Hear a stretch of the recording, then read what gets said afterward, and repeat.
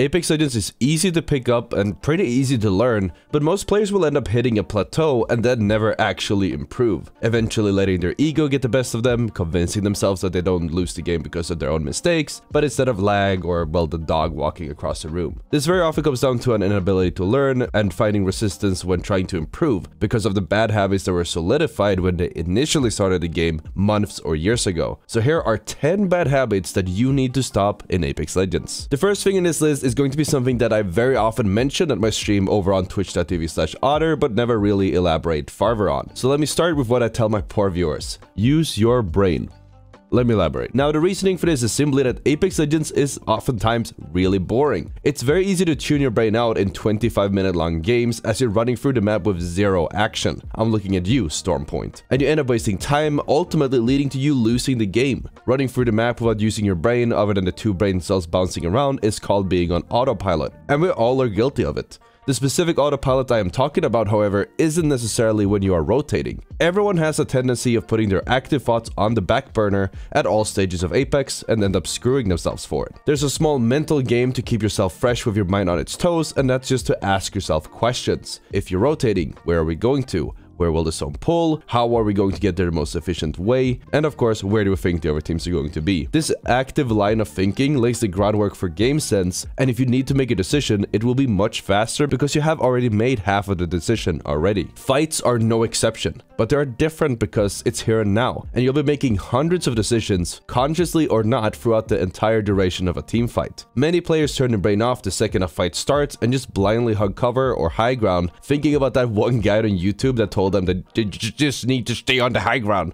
Instead, ask yourself what's going on and what's necessary to win the fight. Yeah, you need to kill the enemies, but how are you going to approach them? What cover are you going to play? Do you actually even need to fight them, or you just wait until that third party that you've been keeping track of rolls in and pressures them for you? Once you know what the win condition is, you can figure out how do you want to get there, and soon enough you have a plan to aim for. Can't res his teammates, they're all the way over there.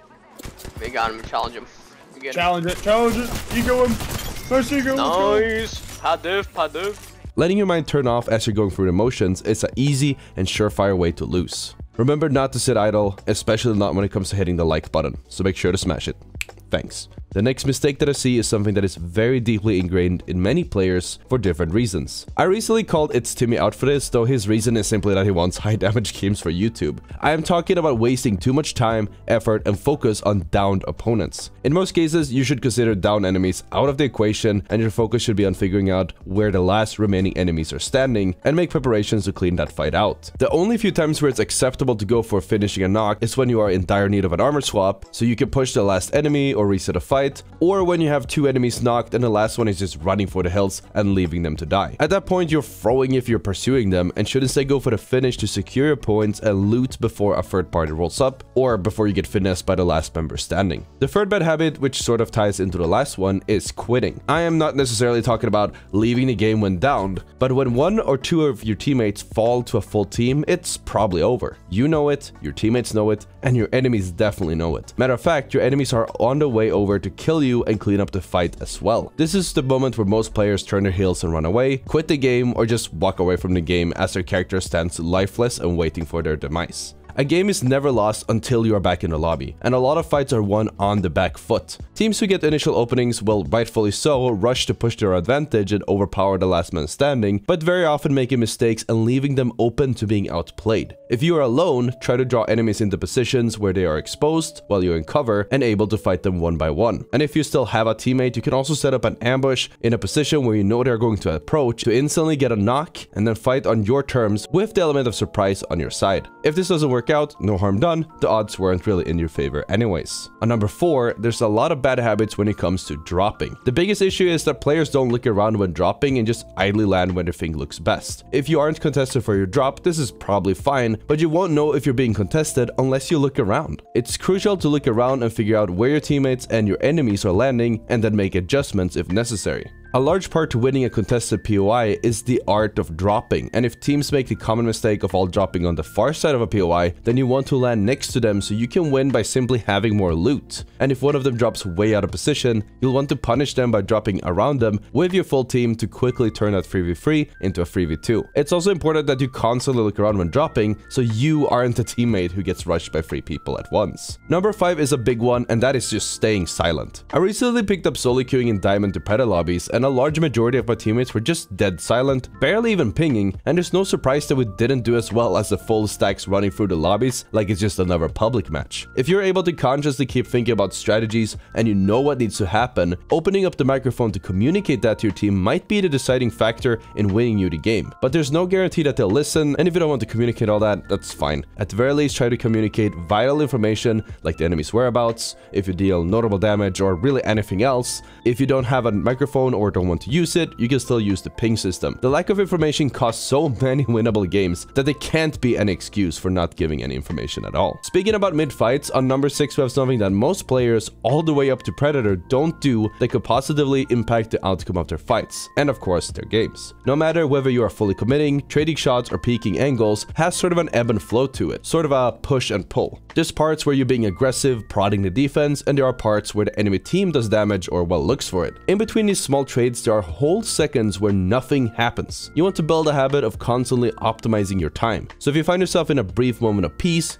either look around, maybe try to find some better positioning, or heal up. You don't even have to commit to an entire Phoenix kit, but odds are that you'll have time to pop a cell or two, or maybe even a battery if you're taking that much damage, without really losing anything for it. If you don't need to heal, these small moments are also a good time to reload both of your weapons, not to have them fail you later on in the same team fight. The next habit is pretty obvious, but sadly still commonplace, so I'm just gonna keep repeating it. Stop dropping at the edge of the zone just to spend the entire game looting as much as you can, to then probably die to the first team that you see. You're depriving yourself of any possible fun you could have had the entire game, and you won't be any better at Apex than you were before you joined the lobby. Unless you're focusing on practicing your looting pattern, which, let's face it, most players doing this aren't, then you're literally just throwing away your time. To make matters worse, you could argue that avoiding fights this hard is actually detrimental to your growth and will make you stagnate, since you never really learn fighting, and over time will lose your fighting skills, or just relatively lose them as the rest of the game's community improves while you're left in the dirt.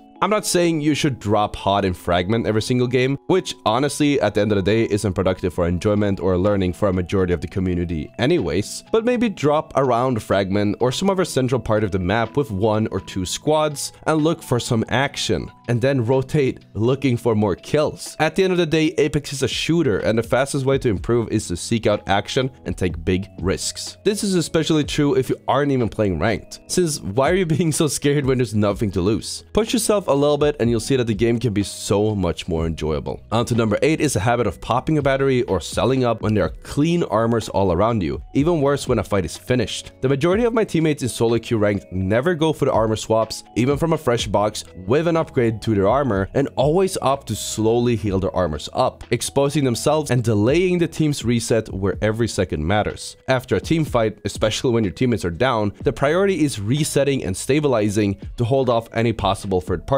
coming around to clean you up. The fastest way to do so is grabbing armors off of the enemy team's death boxes. But Otter, what if you have an empty purple armor and the enemy only has a white? Still, swap it. You can swap it back once you're entirely sure that you and your team are in the clear. Honestly, armor swap has to be the biggest difference between what makes for a bad or a great player, and it should be part of anyone's routine at this point. On to number 9, we have the bad habit of chalking up your losses to external factors, and never really making the effort to learn what went wrong so you can improve. Ideally, the most efficient way of doing this is recording your own gameplay and then sitting down and then watching the tape either right after your play session or after a small break so you can clear your head. You'd be surprised how many mistakes you can spot yourself repeating from casually watching back your own tape. Once you spot a mistake, you can make a mental note not to make that mistake again, or you take it to the next level and dissect it. Ask yourself, why did I do this? Oh, I did it because this and that, and then you take that to the next level and you ask, why was this and that happening, and so on until you feel like you get to the root of the problem. Mistakes are like the symptoms of a disease, and you can either treat the symptoms or actually treating the sickness. If you don't have the chance to watch your own tape because of technical or maybe time constraints, always ask yourself the same type of questions whenever you die or you run into some issue. That way you can keep improving even though you're not setting time aside for self-reflection. Number 10 is that you haven't subscribed to me yet, which about 85% of you watching still haven't. Just kidding. Unless... Number 10 is actually not practicing your aim and mechanics, or the habit of dedicating the occasional 5 minutes in a firing range to warm up and calling it practice. There are pros and streamers out there who will continue defending, not grinding and improving your mechanics, and they clearly don't seem to need it, but what that means is that their mechanics have plateaued, and they probably will have to start working on aim training down the line or become irrelevant. Apex is a first-person shooter, and the difference between someone who hits 20% or half their shots is enormous. The more accurate that you are, the less you need to rely on positioning, setting up fights, or thinking smart, since you can literally just beam the enemy before they deal enough damage against you. You know, up until a certain point, since there are aimbotters that are absolutely brain dead,